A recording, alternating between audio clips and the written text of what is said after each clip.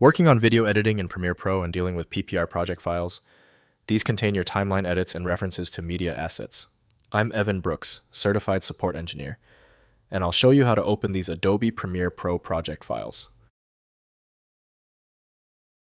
The final, quickest method is on the way. The efficacy of this tool hinges on the speed and analysis power of a single PPR file inspection program that services hundreds of formats. A user with a PPR file is working on a video editing project in an older version of Adobe Premiere Pro. This file doesn't contain the actual video or audio media, but rather acts as a blueprint, storing references to media assets, edits, effects, and timeline information for the project. The PPR format is a proprietary structured file, likely XML-based in its later iterations, designed to manage complex, nonlinear editing projects. It stores metadata and a sequence of instructions, referencing external media files rather than embedding them to keep the project file size small and manageable. Most installations default to associating Adobe Premiere Pro from Adobe Systems Incorporated with PPR. Windows cannot validate changes to the file structure, demanding dedicated software for integrity. Windows allows viewing without issue, but metadata or timeline edits need proper software. Let's verify the file's compatibility against known readers. Right-click the PPR file and select Open With.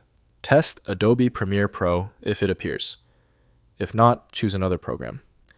Different software handles the PPR format uniquely. If your PPR file is not opening yet, that is normal. You're dealing with a stubborn file. Let's test the following common failure points to see where the problem is originating. First, opening in Premiere Pro. Launch Adobe Premiere Pro and use File then Open Project to load the PPR file. Premiere Pro reads the project structure relinking media files based on stored paths.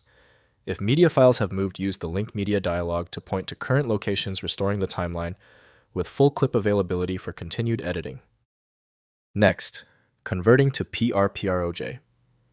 If PPR represents a legacy Premiere format, use Premiere Pro to open and save as PRPROJ, ensuring compatibility with current versions. The newer PRPROJ format includes XML-based project data with improved collaboration and versioning support. Maintain backups of original PPR files before format conversion to preserve project history. Finally, importing into other editors.